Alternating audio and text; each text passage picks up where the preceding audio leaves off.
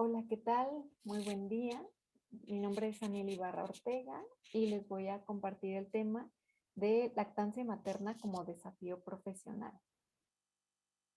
Sabemos que como profesionales de la salud tenemos una gran responsabilidad al portar un uniforme una vez que egresamos del centro universitario, pero también sabemos que en nuestra currícula profesional en la universidad no nos entrenan para poder abordar correctamente problemas de lactancia materna. Esto pues sí es una limitación a la hora de ya internarnos ahí a nuestro campo laboral, sobre todo si tenemos que estar muy en contacto con diadas madre-hijo en la etapa de posparto, que aunque tengamos la disposición, pues no tenemos a lo mejor los conocimientos o las herramientas para poder abordar estos problemas de lactancia y aconsejar de manera adecuada, porque sabemos que hay muchos mitos en torno a la lactancia, que muchos de estos los adoptamos porque lo vimos en nuestras familias o los escuchamos y no nos ponemos como a analizar o a buscar en fuentes confiables para corroborar que efectivamente se trate de una información verídica, sustentada a un mito popular ya pasado de generación en generación. Entonces, hay estudios, si buscamos en PubMed, encontramos que sí se ha visto que el profesional de la salud tiene esta deficiencia en cuanto a asesorar a madres en periodo de lactancia.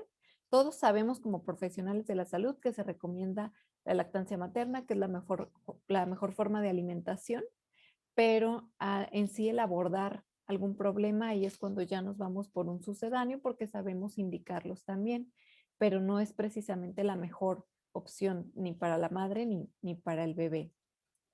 Entonces, sí es algo que se tuviera que incluir en nuestra formación como profesionales de la salud, pero si esto no es posible, si ya pues egresamos, hay que buscar cursos de capacitación respecto a ello para poder ayudar a estas madres, sobre todo porque tienen toda la confianza en nosotros, en que todo lo que nosotros les digamos va a ser verdad y van a confiar y hacer lo que les indiquemos que hagan con la lactancia. Entonces sí es muy importante que nos formemos adecuadamente y sobre todo sustentado.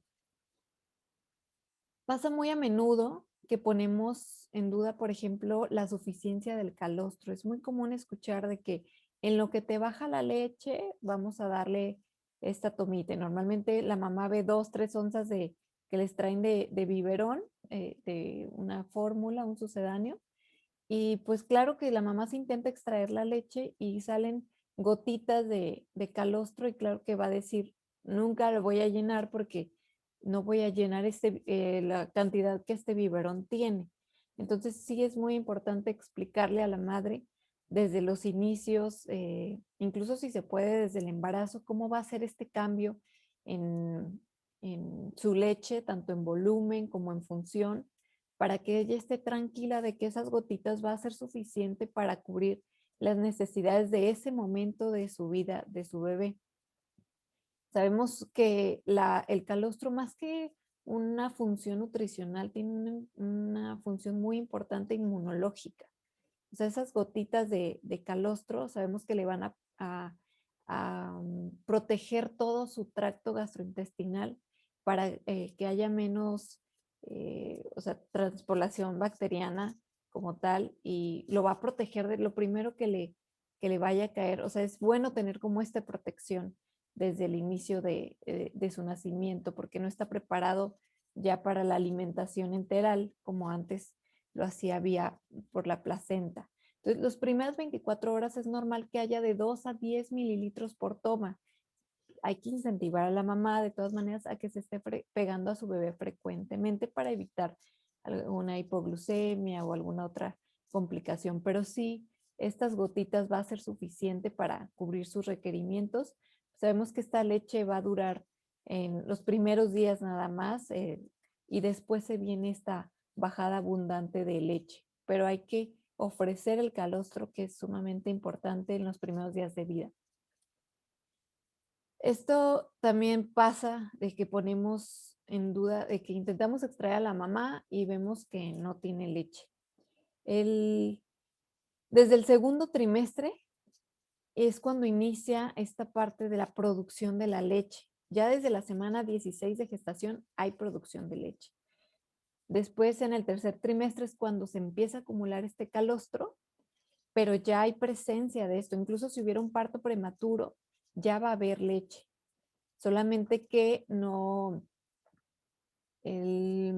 algo que pudiéramos recomendar es, por ejemplo, la extracción prenatal para darle esta seguridad a la madre, eh, sobre todo si va a ser cesárea, si tiene hipoplasia mamaria, alguna condición en la que se vaya a ver separado mamá de bebé, podemos tener como esta reserva de calostro previo al nacimiento.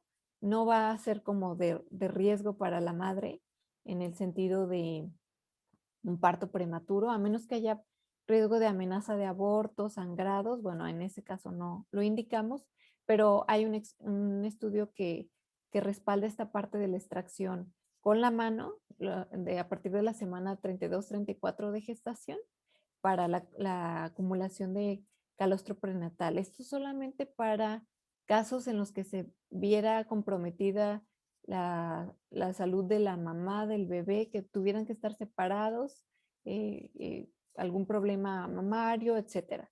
Pero si todo va bien, no hay necesidad de hacer esta extracción de calostro prenatal porque va a haber calostro.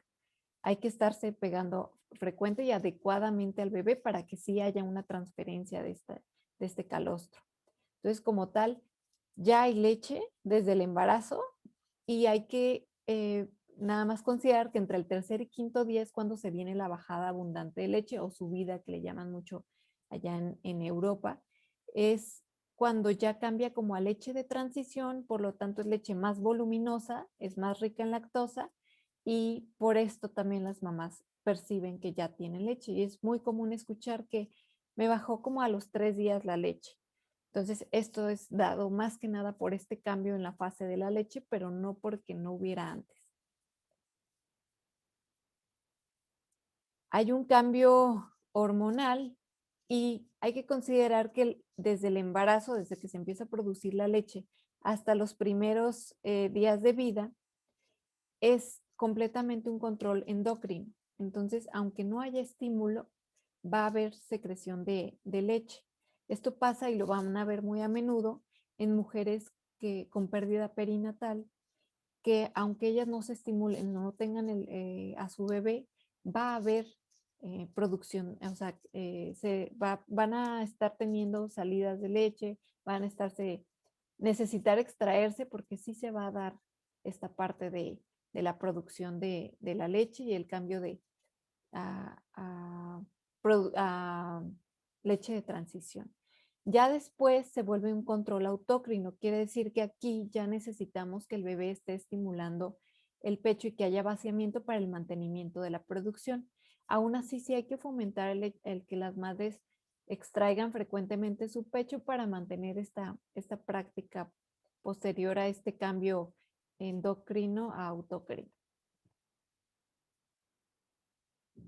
Ahora, una mamá, ¿por qué podría no tener leche cuando nace su bebé? Es muy común que en las cesáreas, sobre todo, separen a mamá de bebé, no haya como este contacto, que se le dé mucha prioridad a otros indicadores como el peso, tomar el peso, la temperatura, y previo a hacer el contacto dentro de la primera hora del nacimiento. Entonces, todo esto funciona como barrera para que se haga el contacto precoz, el contacto piel con piel, para facilitar más la lactancia materna. Las primeras horas de vida es cuando el bebé está más en alerta. Después ya cae en letargo y es más complicado practicar la lactancia materna. También hay condiciones de la mamá, por ejemplo, diabetes, obesidad, que sí se ha visto que se asocia a un retraso en la lactogénesis 2, que es pues esta bajada de leche que pudiera tener complicaciones. Aún así hay que incentivar a estas mamás a que se peguen a su bebé, estarse extrayendo la leche para facilitar que se desencadene la lactogénesis 2. También hay algunos artículos que asocian que la cesárea se relacionan que la mamá no tenga leche o suficiente. Y esto se pone un poco en tela de juicio porque, por ejemplo, hay un estudio que refiere que no mostraron diferencias ahí en cuestión de parto natural y cesárea. Incluso vieron que con cesárea era mejor porque como estaban más tiempo en el hospital, podían ser asesoradas correctamente más tiempo. Entonces, realmente lo que necesitan es apoyo estas mamás en que se les practicó cesárea para que puedan llevar una lactancia adecuada. Pero no es como tal que haya algo hormonal por la que no vaya a poder amamantar o producir suficiente leche. Se puede una mamá de parto y una mamá por vía cesárea. Ambas por igual necesitan el apoyo y la asesoría para que pueda llevarla a cabo adecuadamente.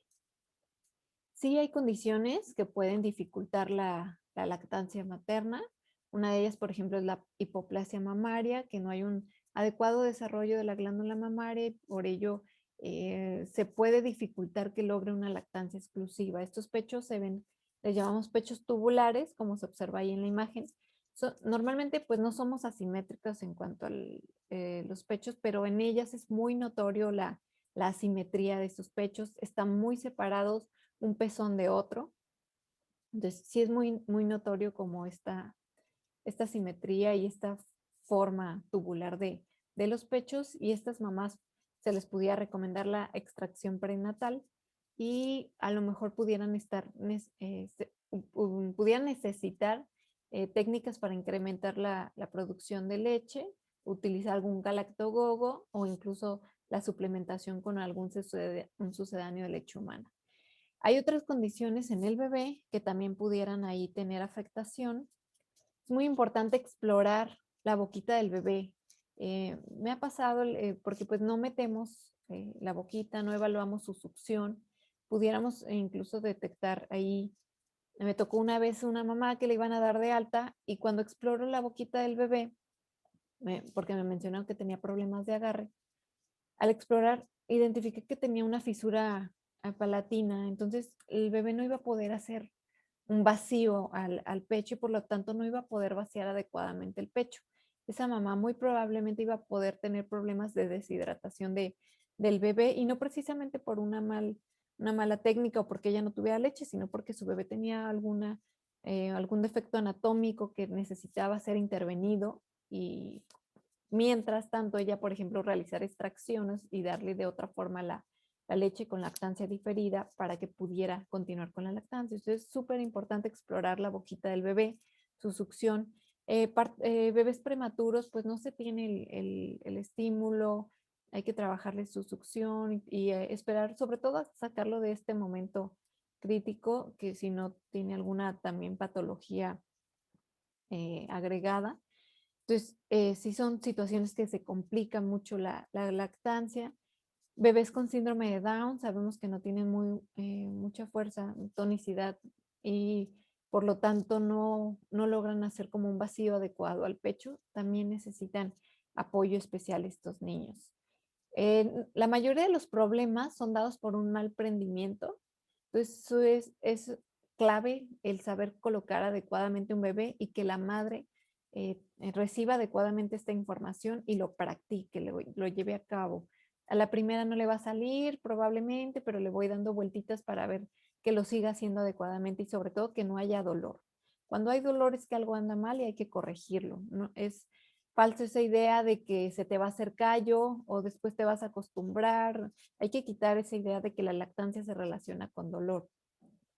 A veces este dolor puede ser dado, puede estar colocado correctamente, pero la madre seguir teniendo dolor y muchas veces dado por anquiloglosia, que aquí, como vemos, hay varios tipos de frenillo lingual corto que dificultan este movimiento ondulatorio de la lengua y lograr un vacío adecuado. Entonces son bebés que tienden como a morder también y eso no es normal. ¿Cómo podemos saber si está comiendo adecuadamente? A la mamá hay que enseñarle a que a que cuente pipís y que esté constantemente monitoreando el peso del bebé. De esta manera nos vamos a dar cuenta que está adecuadamente alimentándose. Normalmente sabemos que la primera semana de vida pierden alrededor del 10, cuando mucho el 10% de su peso. Un bebé que se está acercando a este porcentaje los primeros días, hay que intervenirlo, hay que evaluar qué es lo que pudiera estar pasando, que no está comiendo adecuadamente. El, sabemos que la leche también, el cambio eh, de leche también va a dar o sea, los cambios, los pasos de los días va a ir también cambiando el color de la popó. Va a incrementar también el número de, de pipís, eso es lo que la mamá debe de estar monitoreando. Cualquier cambio que no sea dado así, debe de acudir a, a atención con algún profesional para que se pueda orientar y no esperarnos a que el bebé caiga en urgencias por alguna deshidratación. Las razones por las que las madres refirieron en la ENSANUD 2012 nunca amamantar fue porque no tuvieron leche. Entonces es algo súper común. Si buscamos incluso estudios en todo el mundo, la primera razón por la que dejan la lactancia es porque no tuvieron leche. Mencionan esto. Entonces, se ha visto que el 95% de las mujeres que refirieron, el 95% de la baja producción es dada por percepción. No es precisamente que tenga un problema, solo 5% pudiera ser algún problema, llámese hipoplasia mamaria, entre otros. Entonces, no hay que vender esta idea de que no va a tener leche. Como profesionales de la salud hay que convencer a la mamá de que hay leche incluso desde el embarazo, solamente sí hay que tener muy bien vigilado que tenga adecuada técnica de agarre y evaluar que tenga una buena transferencia de leche. Sabemos que la lactancia materna tiene muchos beneficios, sobre todo si se ofrece de manera exclusiva los primeros 6 meses y continuarla con alimentos complementarios por lo menos 2 años. No tiene un límite superior. La madre puede dar el tiempo que ambos deseen. En 2012 sabemos que la lactancia estaba en 14.4%, la lactancia exclusiva. 2015 se refirió que incrementó a 30.8% en una encuesta nacional de niñas, niños y mujeres. Y en 2018 en la ENSANUD se refirió un 28.6% de esta lactancia materna exclusiva. Sí incrementó, pero todavía tenemos solamente 3 niños de cada 10 que son amamantados. Entonces, la idea es que esta sea la normalidad en la mayoría de los recién nacidos y que se postergue al menos los primeros 2 años de vida. Aquí les comparto esta tablita, esta gráfica de la encuesta del ENIM 2015, donde pues nos pone un poquito en duda esta cuestión de la lactancia materna exclusiva, que refiere en menores de 6 meses. No especifica que alcanzan los 6 meses. La lactancia materna exclusiva hay que verla que debe alcanzar los 6 meses de vida. No, entonces aquí, si nos vamos a este 14.4%, a los 6 meses, sí alcanzan más o menos ese porcentaje, pero en este 30.8% lo alcanzan bebés de 3, 4 meses aproximadamente. Entonces, sí está bien el hecho de que 30.8% de los bebés menores de 6 meses son amamantados con lactancia exclusiva, pero no quiere decir precisamente que alcanzaron estos 6 meses. Ahí no me queda muy claro en la encuesta nacional de salud y nutrición cómo fue esta evaluación. Digo, tomaron niños de 3 meses que les hicieron recordatorio 24 horas y preguntaron si le brindaron otro alimento distinto a la leche y de ahí lo tomaron, pero pues también no precisamente fueron bebés de 6 meses que se evaluó la lactancia materna exclusiva. Otra cuestión que también ponemos es mucho lo cultural que tiene ahí repercusión, porque no es común ver niños mayores que sean amamantados, entonces sí se presta mucho a la crítica social y es algo que como profesionales sí pueden, o sea, las que son madres, practicarlo y si así lo desean, que sea el tiempo que decidan, porque sabemos que tienen beneficios el continuar amamantando. La leche no se hace agua, como comúnmente se refiere, y esta lactancia, o sea, sigue aportando del 30 a 40% de los requerimientos que necesita, sigue protegiendo al bebé inmunológicamente. Por ejemplo, ahorita que estamos en tiempo de pandemia, es sumamente importante que se continúe con esta lactancia. Se ha visto en algunos estudios que hay presencia de anticuerpos en la leche. Entonces, funciona como una vacuna, aunque ya tengan 1, 2, 3, 4, los años que sean necesarios. Entonces, sí es importante que fomentemos lactancias superiores al año. ¿Por qué es importante el hecho de que brindemos lactancia materna? Sabemos que en el lactante hay mucha protección en cuestión de enfermedades gastrointestinales, respiratorias, inmunológicas, alergias, la dermatitis atópica, un coeficiente intelectual, algunas, bueno, revisión sistemática refiere que no hay diferencia cuando es un sucedáneo adicionado con DHA, pero sí sabemos que la leche materna tiene el tipo de ácidos grasos esenciales que ayudan al desarrollo cerebral. La prevención de enfermedades como la otitis media aguda es menos común en bebés amamantados. La leucemia también, sobre todo en las llamadas lactancias prolongadas. El reflujo, la muerte súbita del lactante, asma, entre otras condiciones. Ya en la etapa adulta, o sea, no tiene solo protección a corto plazo, sino también a largo plazo, disminuye enfermedades de moda como, desgraciadamente de moda, como la diabetes, hipertensión, obesidad. Y ya en la mamá tiene protección en cuanto al desarrollo de cáncer de mama, cáncer cérvico-uterino. Si se alimenta adecuadamente, también recupera más pronto su peso previo al embarazo y tiene un efecto protector al desarrollo de osteoporosis. Entonces, tiene efectos a corto, mediano y largo plazo, tanto en el bebé como en la madre. Entonces, es ahorro en muchos problemas de salud presentes y futuros y sobre todo económicos en el sector salud. Uno de los principales problemas también es la cuestión de la actitud. Hubo un estudio que evaluó la actitud del personal de salud en relación a la lactancia materna, incluso el hecho de tener una actitud neutra, ni siquiera en contra de la lactancia, se vio que se relacionaba con que no amamantaran más de 6 semanas. Entonces sí hay que estar como promoviendo el que practiquen la lactancia materna, y una de las cuestiones que vieron que ayudaba mucho a mayor duración y exclusividad de la lactancia era que el personal le brindara apoyo durante su estancia y sobre todo en las primeras 2 semanas de vida. Ahí pues realizaban visitas domiciliarias posparto, que a lo mejor por factibilidad no es posible, pero buscar las maneras, sobre todo ahorita que ya estamos en un medio virtual, el buscar estrategias para que pueda dársele el seguimiento a la mamá y ver que todo vaya en orden. Una vez que se establece la lactancia, ya todo va a ser mucho más sencillo y vamos a evitar que estas mamás caigan en utilizar un sucedáneo.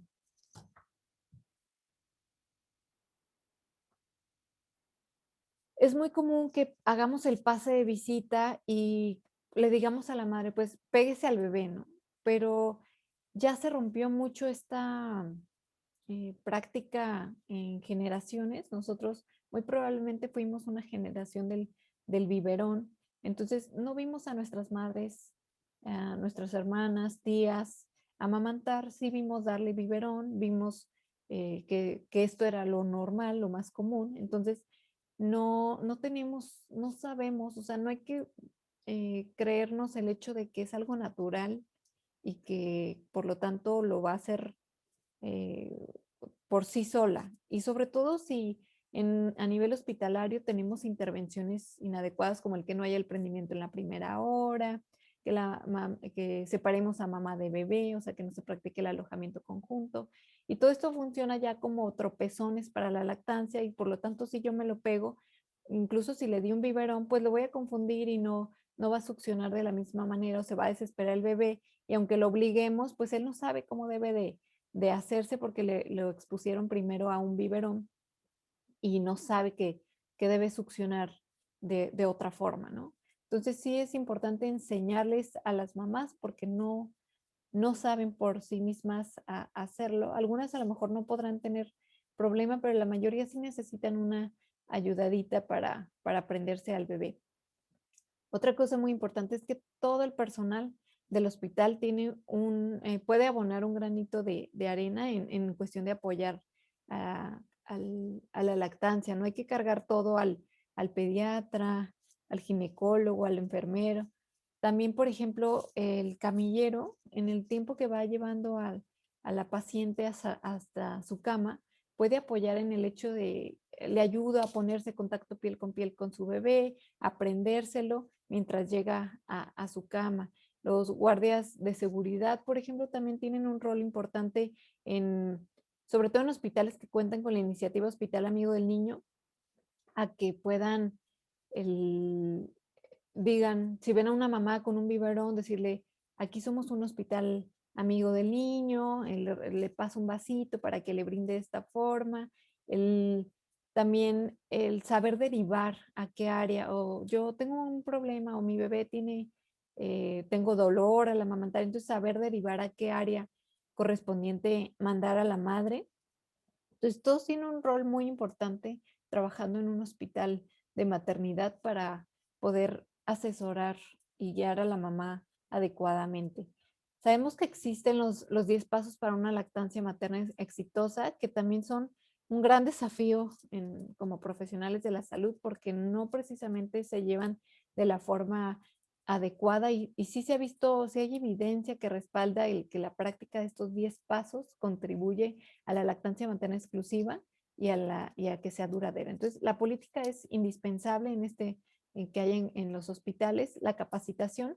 Hay varios cursos, algunos de ellos gratuitos, que incluso los pueden recomendar a las madres para que tengan ya como nociones de qué es lo normal y qué no. Y incluso aplicaciones en el celular donde ponen los principales problemas y son creados por asesoras, consultoras internacionales de lactancia. Entonces, estos cursos que lo conozcan los profesionales de la salud y que también se los compartan a las madres es importante. La competencia del personal también, saber escuchar, saber comunicar, hacer empatía con la mamá, o sea, ponerse en sus zapatos completamente y no simplemente dejarla ahí a la deriva de, pues, ella debe de saber o ya que salga que le ayude su familia. O sea, sí es importante durante su estancia hospitalaria que reciba una adecuada asesoría, el motivarla, observar que lo esté haciendo bien, que sepa la técnica del prendimiento, cómo extraerse, incluso irle informando sobre los riesgos del uso de sucedáneos, porque como ya está muy vendida la idea de que esto es normal, que es lo mismo un bebé amamantado que uno no amamantado, y, y también el hecho de que si lo van a hacer, que sepan prepararlo adecuadamente, porque no, ya después tenemos problemas de que o diluyen la fórmula porque es muy costosa, o que al revés la quieren concentrar para engordar al bebé, y sabemos que esto es un problema después a la salud del bebé.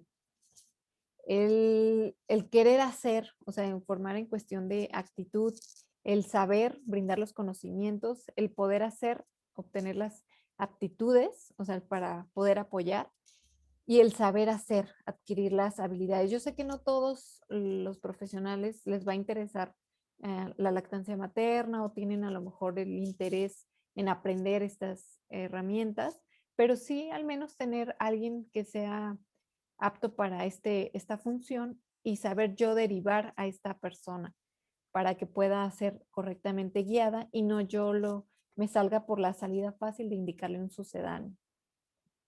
Informar a las embarazadas, sí es muy importante, las técnicas de prendimiento y posiciones para que la mamá, si va a necesitar, que no es necesario en todos los casos, pero si para ella es más comodidad, no sé, adquirir a lo mejor una almohadita de lactancia, saber que tiene el derecho al alojamiento conjunto y que es lo mejor practicarlo, la técnica de extracción y manejo de la leche, y aquí les podemos hablar de esta extracción prenatal, lo que les mencionaba, el riesgo del uso de sucedáneos y los beneficios de la leche materna. Empezar a identificar si existe un interés en amamantar, una intención, y sobre todo incluir a la familia, a los padres, para que esto sea un trabajo en conjunto y sean ellos también quienes les apoyen y les den la información, que si alguien no la retuvo, el otro que estuvo presente la va a retener. Y ambos van a ver qué es lo normal, el cambio en el volumen de la leche, que el dolor no es normal, las grietas tampoco, signos y síntomas del bebé, de hambre, saciedad, el cómo se maneja libre demanda y sobre todo identificar factores de riesgo. Si no ha tenido antecedentes de lactancia materna, es una mamá que necesitamos vigilar más de cerca o si tuvo una experiencia mala previamente. Si tiene pezón plano evertido, no quiere decir que yo le voy a decir que se empiece a formar el pezón. Hay Aquí, por ejemplo, les dejo una página de la OMS desde el 98 incluso, y hay otros estudios también más recientes que mencionan que una preparación física del pecho, incluso en pezones que no protruyen, no tiene beneficios y no es necesario como una práctica de rutina. Entonces, no es necesario como el venderles esta idea a las mamás que no van a poder porque tienen pezón plano o pezón evertido. Sí van a necesitar probablemente apoyo estas mujeres, pero no es una condición que necesite estarse preparando porque va a regresar a su forma. O sea, sí, aunque se forme, pues va a regresar. Y la succión del bebé por sí solo va a hacer que salga el pezón. Entonces no hay necesidad de que tenga que estar formado o que se acostumbra a que debe haber un pezón para prenderse, porque lo que no queremos es que se prenda del pezón, sino de que tome parte del tejido de la areola para que haga un vacío y esto haga que salga la leche. Condiciones como les mencionaba, hipoplasia mamaria, hipotiroidismo, síndrome de ovario poliquístico, diabetes, cirugía en pechos y embarazos de riesgo. Entonces, estas hay que tenerlas muy de cerca vigiladas para darle un correcto seguimiento en su lactancia. Y sobre todo venderles la idea de que ya están produciendo leches de la semana 16 de gestación. Y incluso ir mencionando cuestiones de poner como el peor escenario que pudiera existir en el que el bebé por condiciones de salud tenga que ser llevado a la incubadora, fue prematuro. Entonces, enseñarles a las mamás qué deben de hacer inmediatamente, empezar a estimular sus pechos, que es normal que no salga las primeras veces, pero va a ir saliendo conforme lo vaya haciendo con frecuencia y sobre todo que lo haga sumamente frecuente, cada 2 horas de preferencia para mantener esta producción de leche. La lactancia dentro de la primera hora de nacimiento es muy poco practicado. Hay bebés que ni siquiera son pegados con su mamá desde el primer día de vida. Si se fijan, como un 80% se pegan, hacen el contacto dentro del primer día, mucho menos dentro de la primera hora de vida. Entonces, sí es importante que sea al menos dentro de la primera hora al nacer. eh, no hay que forzar, incitar a las mamás que se llevaron a su bebé a que realice extracciones, el que permanezca en contacto piel con piel y tan pronto como sea posible, incluso en cesárea. Ya al momento del posparto, pues ya tenemos mayor intervención. Normalmente el personal de enfermería es quien se lleva más esta chamba de ayudar a las mamás a la lactancia. Yo sé que toma tiempo y sobre todo mucha paciencia, estar enseñando. A veces también la mamá a lo mejor no habla español o es sorda o tiene alguna condición y necesitaremos otro tipo de herramientas para poder hacerle ver a la mamá. Yo, por ejemplo, me apoyo con videos en YouTube para enseñarle a la mamá visualmente cómo debe de verse, qué debe de hacer, o yo misma ayudarle ahí con el bebé y que observe todo de la manera, de la mejor manera posible, respetando mucho su persona, el decirle, mira, te voy a tocar, voy a hacer esto, voy a evaluarle a tu bebé, que todo esté viendo, no hacerlo, no llevarme al bebé y hacerle cosas, sino que la mamá esté viendo todo lo que voy a hacer, por qué lo voy a hacer y que ella aprenda y lo intente ya solita y yo observar y ver y corregir. Muy importante la detección de problemas en esta etapa, como les mencionaba anteriormente, anquiloglosia, alguna fisura palatina, entre otras. Que vaya identificando signos tempranos de hambre, la búsqueda del pecho, no relacionar todo llanto con hambre, enseñarle la extracción de calostro también, que no va a ser mucho al inicio, pero después va a incrementar. Y si vemos algún problema, por ejemplo, los baby blues, depresión postparto, pues derivarla a atención psicológica para que esto no vaya a perjudicar también su práctica de la lactancia.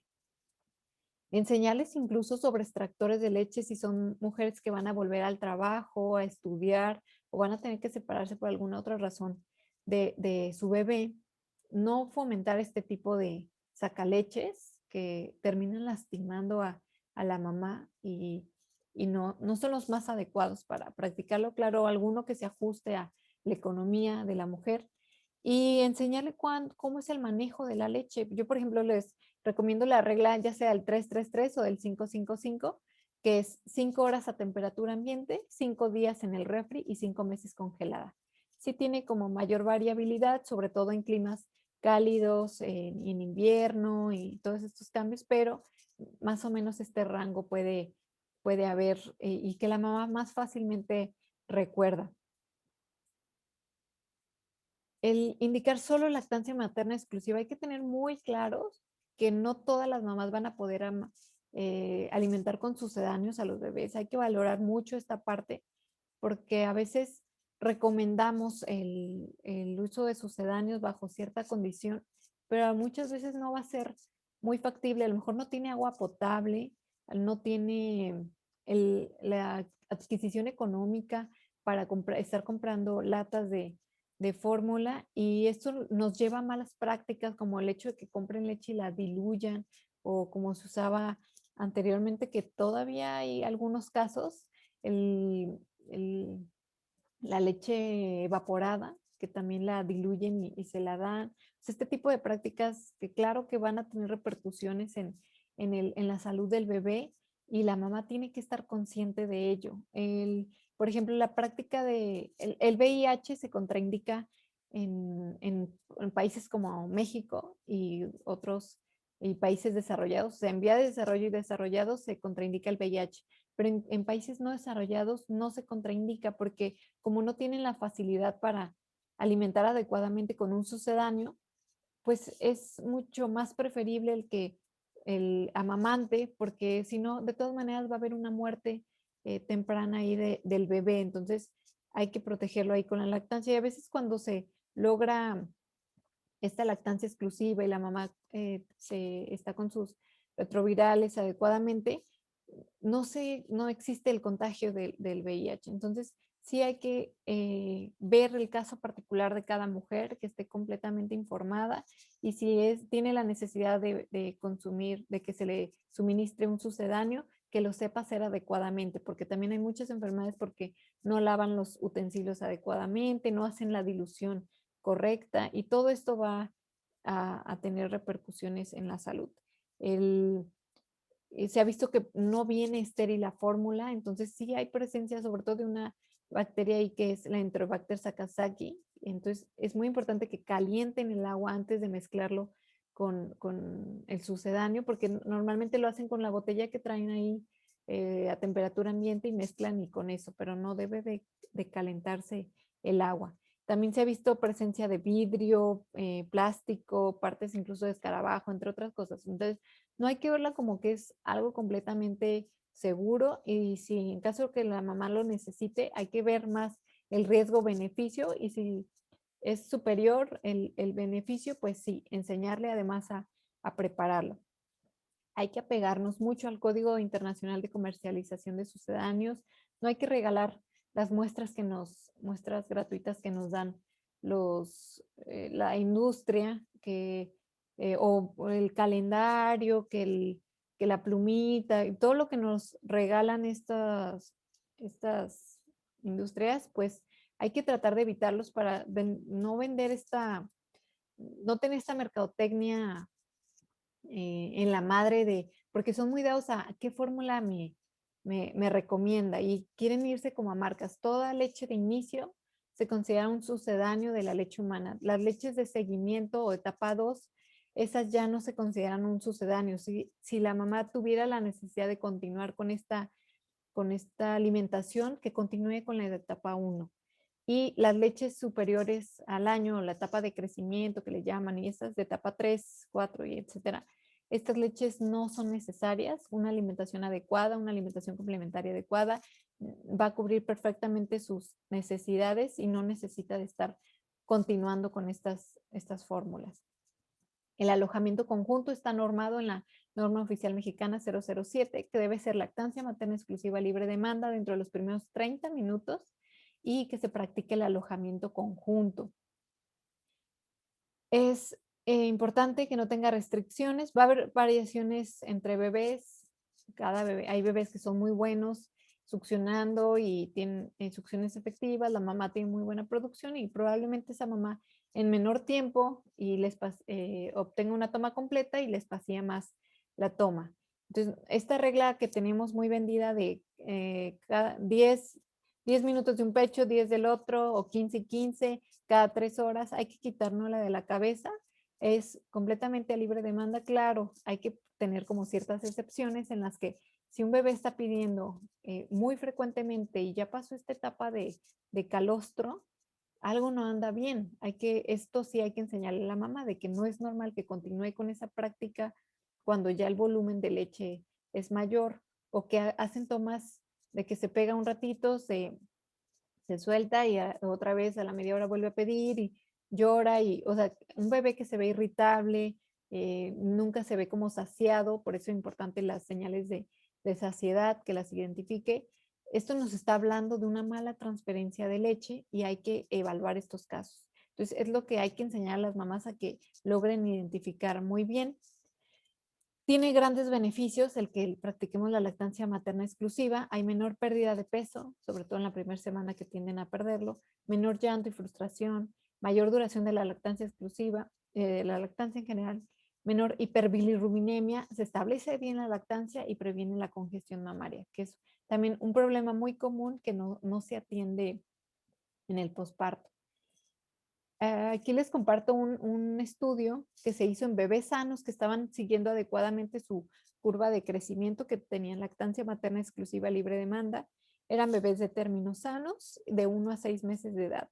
Y aquí les comparto un poquito qué es lo normal de la lactancia. Si se fijan, en cuanto a número de tomas, variaba desde 4 tomas hasta 13 tomas. Muy probablemente los de 13 tomas eran los de el mes de edad y las 4 tomas de los 6 meses, porque bueno, es un amplio, es un intervalo entre 1 y 6 meses, pero si se fijan es muy grande la variabilidad. Entonces no hay que quedarnos en que debe ser cada ciertas horas, porque sí es muy variable. En cuanto a tiempos, bebés que comían en 12 minutos y otros que comían su toma completa en 67 minutos. Entonces, tampoco hay que poner este tiempo de 10 minutos, porque probablemente el de 10 minutos, al bebé que es efectivo, a lo mejor comió adecuadamente, pero al que no, lo estoy dejando corto con esta duración o 15 minutos, etcétera, ¿no? Hay un pecho que produce más que el otro y es completamente normal. Nunca van a sacar completamente lo que la mamá es capaz de producir. Entonces, algunos bebés toman de un pecho, otros toman de los dos o alternan. Algunos no hacen muchas tomas nocturnas, otros sí, pero ya depende mucho de cada bebé. Entonces, eso es lo que hay que ver, que no hay una normalidad en el sentido de que debe de ser cierto número y que hay variaciones entre cada uno y entre cada lactancia. Incluso una misma mamá, un bebé puede tener cierto comportamiento y con su siguiente bebé puede ser otro. Entonces, hay que enseñarles esto, que es muy amplio. No ofrecer biberones y chupones, sobre todo en las primeras semanas de vida, porque son portadores de infecciones, vemos que se les caen, los vuelven a incluir en la boquita, pueden alterar la dinámica oral, en el aprendizaje de la succión, porque sabemos que un biberón lo volteamos y sale solito, entonces el bebé realmente no necesita succionar muy bien. Y cuando yo lo quiero pegar al pecho, pues ya muestra signos de confusión y el bebé se desespera porque no encuentra el plástico, no le sale el flujo que está acostumbrado y no es que, porque hay quienes los quieren obligar a que el pecho se peguen al pecho, pero el bebé no está acostumbrado. Entonces hay que hacer esta transición paulatina para reincorporarlo al pecho mediante, a lo mejor podrán necesitar alguna pezonera, alguna sondita de alimentación para hacer esta integración otra vez al pecho, ¿no? reducen el tiempo de succión al pecho y menor duración de lactancia materna. Entonces, hay que fomentar otro tipo de formas de ofrecer la leche que se extraiga la mamá para que no tenga estos problemas con el uso del biberón. Y sobre todo porque también ya nos encontramos niños de 2, 3, 4 años que todavía tienen biberón y claro que van a modificar la anatomía de su paladar, de sus dientitos y va a tener otras complicaciones que ya va a tener que intervenir ahí en tratamientos de ortodoncia, etcétera, ¿no?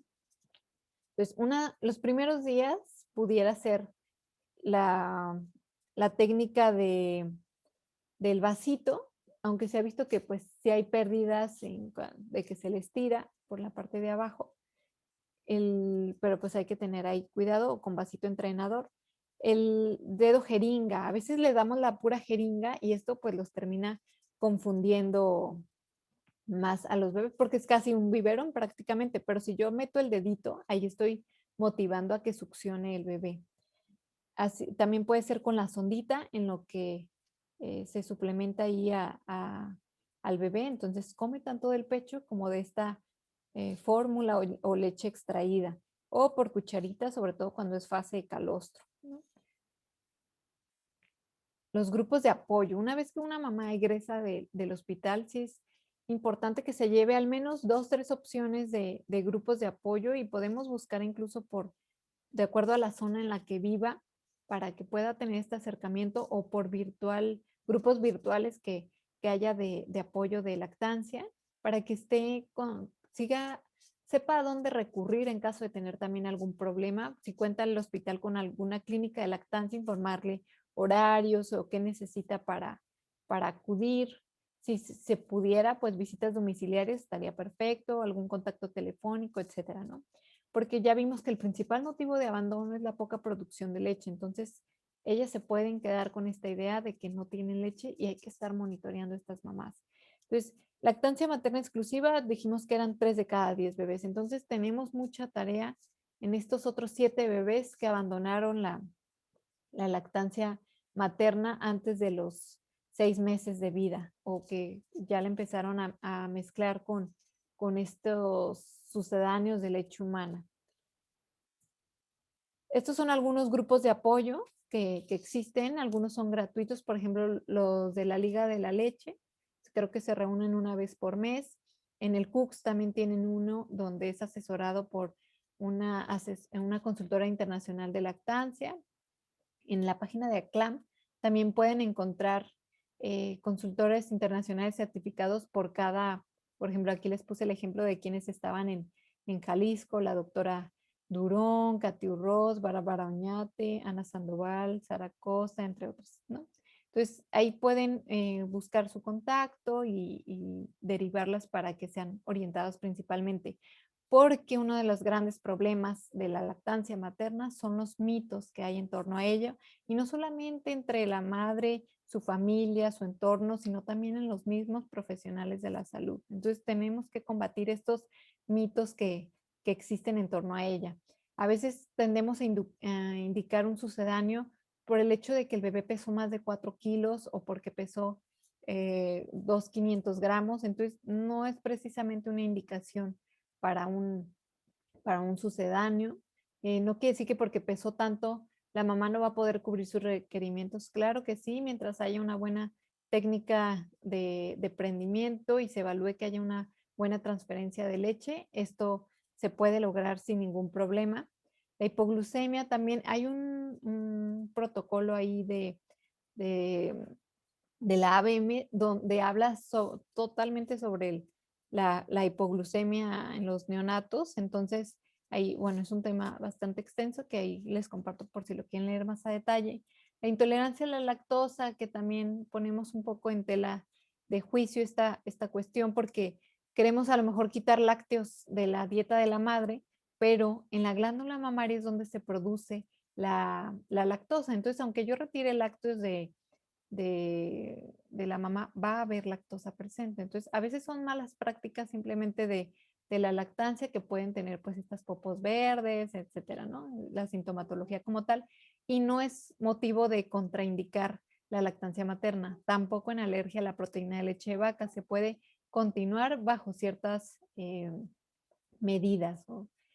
Aquí, por ejemplo, en la alergia a la proteína de leche de vaca, sí podemos retirar lácteos, ¿no? Porque es la proteína como tal el problema y no un hidrato de carbono como es la lactosa. La ictericia también, se puede continuar ahí con la lactancia materna y hay quienes la retiran. Hay distintos tipos y hay uno que es por la lactancia materna, pero tampoco es motivo para que se retire esta lactancia, ¿no? Y la deshidratación, que ahí normalmente es una mala técnica, generalmente que hay que corregir y no es porque la mamá no tuviera leche, sino que no se estaba dando esta transferencia de leche.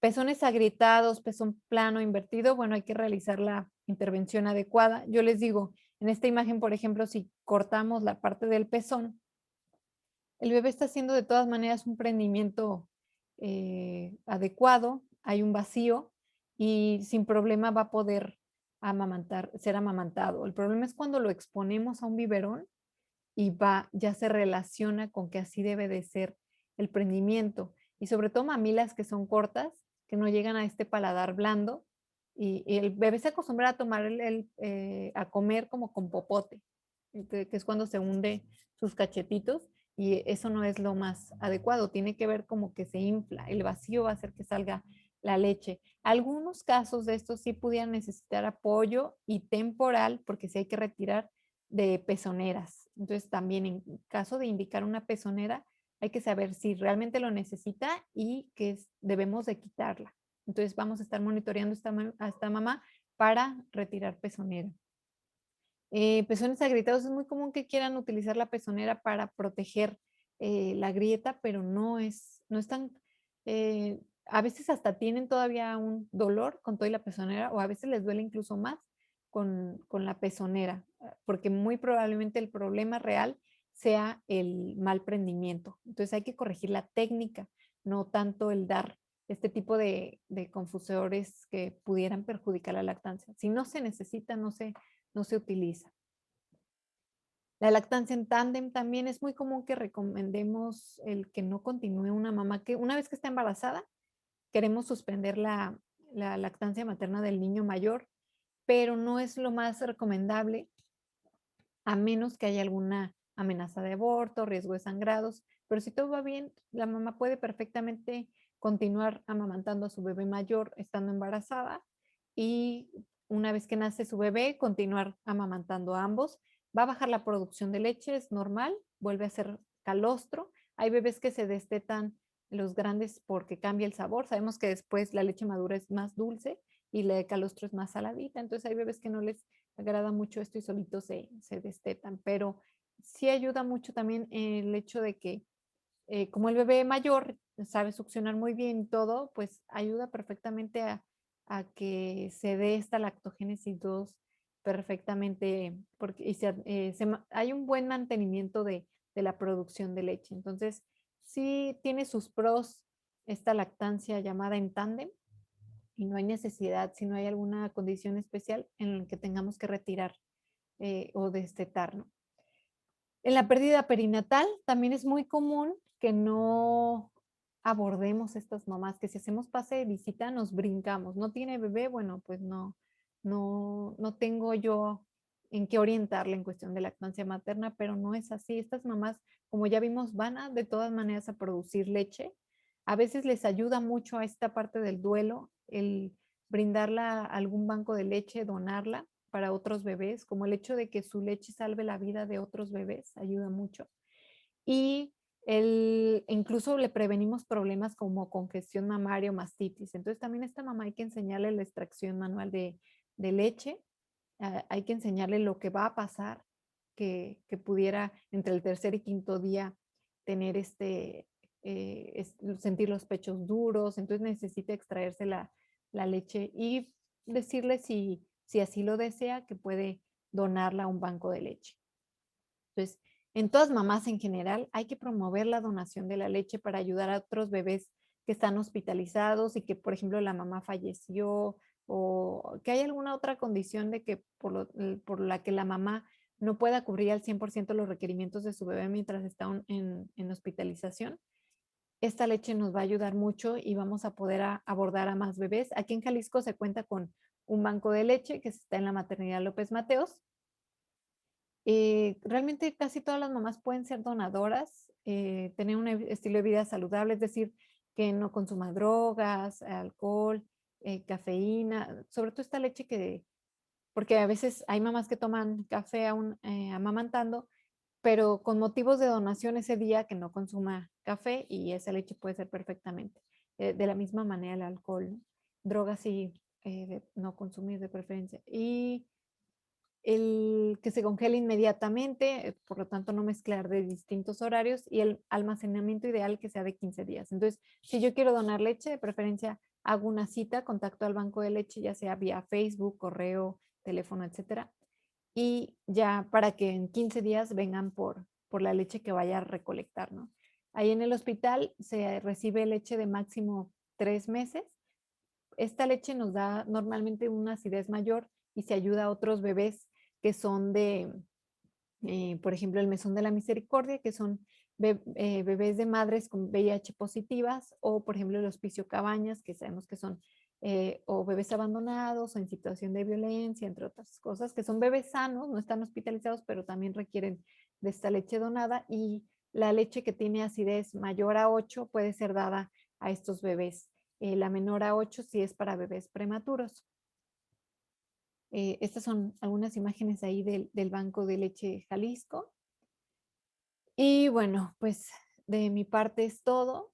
Hay que quedarnos con que tenemos una gran responsabilidad y hay que capacitarnos y formarnos para poder apoyar adecuadamente y acompañar a una madre en periodo de lactancia. A todos nos conviene el hecho que una mamá amamante y hay que normalizarlo en la sociedad.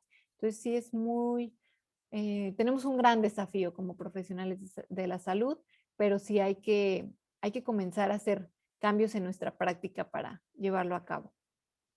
Pues muchas gracias y cualquier cosa estoy ahí a sus órdenes para contestar dudas.